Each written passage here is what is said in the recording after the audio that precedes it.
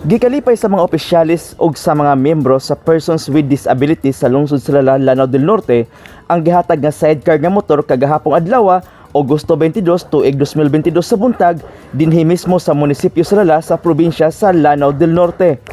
Ang nasangpit nga motor dunay sidecar kun payong-payong kabahin sa 5 kasusamang sakyanan nga donasyon sa Philippine Charity Sweepstakes Office kun PCSO og sa Golden Arrow Vision of Life Foundation isip panginabuhian sa mga miyembro sa PWD.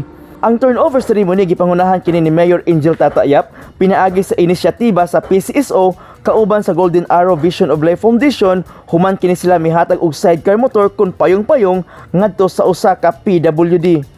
Mitambong usab sa aktibidad ang representante gikan sa PCSO, Mr. Lim Williap, presidente sa Gabolfi, Lala Administrator Nobiboy Firis, ug si Naida Alcoran, PWD in charge dinhi sa lungsod. Matod ni Lim Williap, ang presidente sa Gabolfi, ang dugang pang-unit sa payong-payong ilang ihatod sa sunod nga mga adlaw.